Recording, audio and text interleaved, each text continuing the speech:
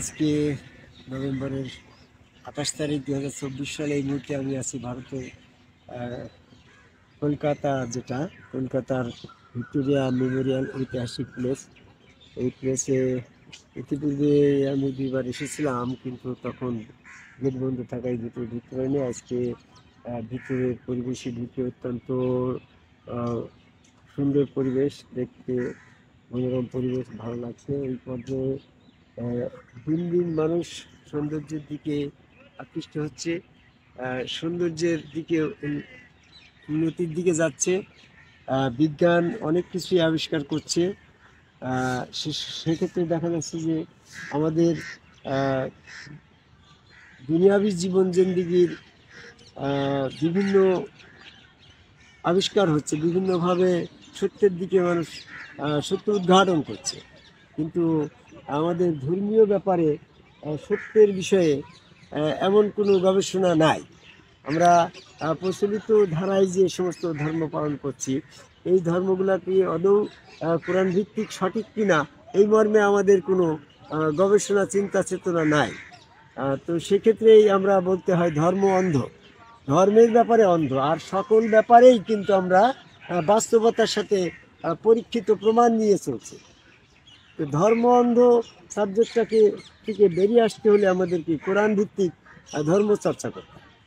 তো কোরআন গবেষণা করে আমি দেখলাম যে টোটাল মানব জাতির ধর্ম আর অধর্ম শুরু হয়েছে বেহেশতের ভিতর থেকে।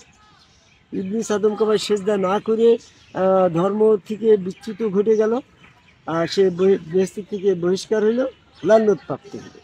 আর ফেরেশতারা এখানে সেজদা করলো এবং তারা ধর্মের জায়গায় ঠিক থাকলো।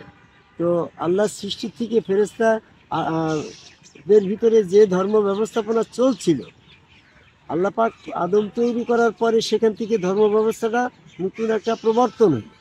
সেই প্রবর্তনটা কী হলো? আল্লাহ পাকের প্রতিনিধি আদম সেখানে সবাইকে সেই জায়গায় আল্লাহকে সেজদার মাধ্যমে আল্লাহকে সেজদার প্রমাণ স্বরূপ সেখানে আনুগত্য, আদমের রিসালাতের মাধ্যমে আনুগত্য প্রদর্শন করাই হচ্ছে ধর্মের প্রমাণ স্বরূপ, আল্লাহ পাকের মহব্বত স্বরূপ। তো সেই ক্ষেত্রে এইটার জায়গার থেকে মানুষ বেরিয়ে আসছে, বিচ্ছিন্ন হয়ে গেছে সমস্ত ধর্মের ভিতরেই।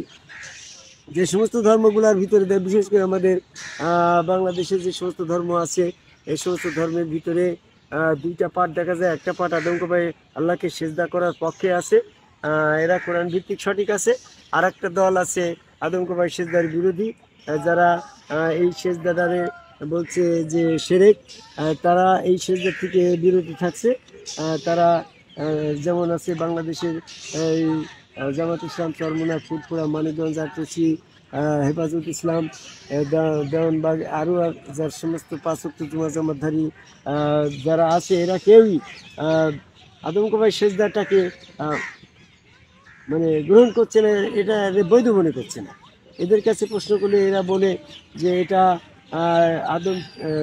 আদম থেকে ইউসুফ পর্যন্ত চালিয়েছিল, ইউসুফের পরে থেকে ইসলামী শরীয়তে এটা নাই। তাদের জন্য আমি বলি, সূরা বনী ইসরাঈল ৭৭ নম্বর আয়াতে বলছে, আল্লাহ বলছে মোহাম্মদকে, হে মোহাম্মদ, তোমার পূর্বে যে সমস্ত রসুল ছিল তাদের ক্ষেত্রে যেরকম নিয়ম ছিল তোমার ক্ষেত্রে একই নিয়ম। তাহলে আদম রসুল, আদম নবীর ক্ষেত্রে আদম সেজদা ছিল, ইউসুফ নবীর ক্ষেত্রে আদম সেজদা ছিল, মুসা নবীকে সেজদা করলে জাদু করে সেখানেও ছিল। তাহলে পূর্বের রসুলের জন্য আদম সেজদা ছিল। সূরা বনী ইসরাঈল ৭৭ নম্বর আয়াতে প্রমাণ হয় যে এটা সকল নবীর জন্য ছিল, মুহাম্মদ সাল্লাল্লাহু আলাইহি ওয়াসাল্লামের জন্য ছিল। কি বুঝতে পারছেন? তো সেক্ষেত্রে আরেকটা বিষয় প্রশ্ন আসতে পারে, বলছে এই সমস্ত আয়াতগুলা রহিত হয়ে গেছে। সূরা বাকারা ১০৬ নম্বর আয়াতে বলছে আল্লাহ পাকের কোনো আয়াত রহিত হয় না। যদি সেখানে রহিত হয় তাহলে আরেকটা সুন্দর আয়াত সেখানে ওই ব্যাপারে আরেকটা সুন্দর আয়াত দেয়। তো সেক্ষেত্রে আদম সেজদার এটা চালু ছিল, ইউসুফের সেজদা করছিল, পরে ওটার পরিবর্তে আরেকটা সেজদা করে আরেকটা জায়গায় সেজদা করতে হবে, এরকম আয়াত তো আসে নাই। আদম সেজদার আয়াত তাহলে বহাল আছে।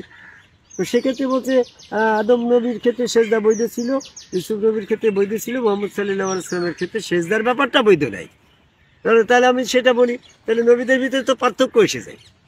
সূরা বাকারা ১৩৬ নম্বর আয়াতে বলছে নবীদের ভিতরে কোনো বৈষম্য নেই।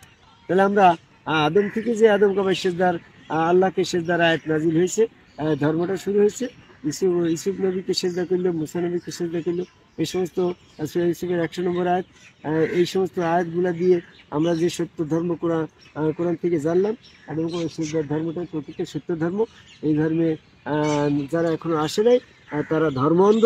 এই ধর্ম অন্ধ থেকে বেরিয়ে এসে আদমকমে সেজদা করে একজন সম্মুখ রসুলের কাছে বায়াত গ্রহণ করে সেখানে সে ওই সুরতে আল্লাহকে সেজদা ভক্তি দিয়ে পূর্ণভাবে পূর্ণ মুসলমান হওয়ার আহ্বান করে ধর্মান্ধ থেকে বেরিয়ে এসে প্রকৃত সত্য ধর্ম আদমকমে সেজদাকারী সম্মুখগুরু আনুগত্য প্রদর্শন, তার মহব্বত, তার মাধ্যমে সেজদা ভক্তির মাধ্যমে তার দাসত্ব ইবাদত বন্দিগি আল্লাহ পাকের দাসত্ব করার আহ্বান করে এই ইন্ডিয়ার ভারত প্রদেশের কলকাতার এই ভিক্টোরিয়াল মেমোরিয়াল পার্কের ভিতরে দাঁড়িয়ে পৃথিবীর সকল মানুষকে ধর্ম ব্যাপারে ধর্মান্তর থেকে বেরিয়ে এসে সত্য ধর্ম কোরআনের প্রতীক আদম কুমার সেজদার আহ্বান করে আমার কথা শেষ করে জয় গুরু।